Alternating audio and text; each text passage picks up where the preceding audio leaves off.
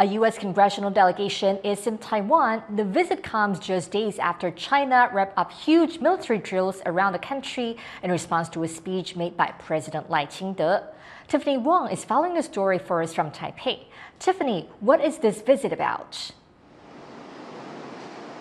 Now, this delegation is the latest from the U.S. to visit Taiwan and the very first to visit after President Tsai's inauguration earlier this month. They're here to discuss U.S.-Taiwan ties in trade as well as regional security. And they've also promised that U.S. weapons shipments that have been delayed for years will make their way soon to Taiwan.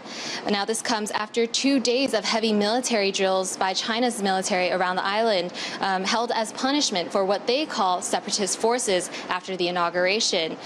These American delegates are here to send this message to China.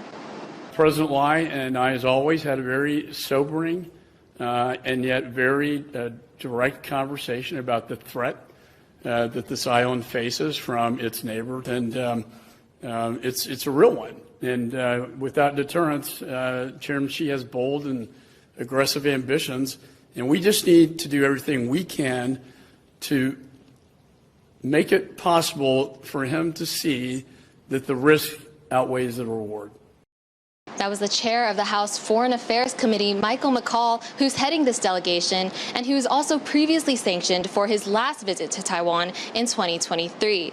Now, this delegation also includes some other staunch supporters of Taiwan, including Representative Young Kim, who recently advocated for Taiwan's inclusion in the World Health Assembly. Is this visit a message to Taiwan, and do we expect a response from China?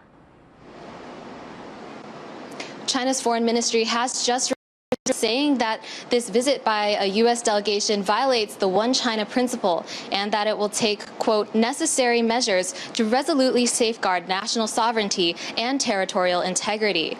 China opposes exchanges between American and Taiwanese lawmakers as they don't have any official diplomatic relations and frequently responds with increased military drills around the island. The largest we saw was after former House Speaker Nancy Pelosi visited Taiwan in 2022. And we also saw a huge response after former President Tsai visited California and met with former House Speaker Kevin McCarthy in 2023.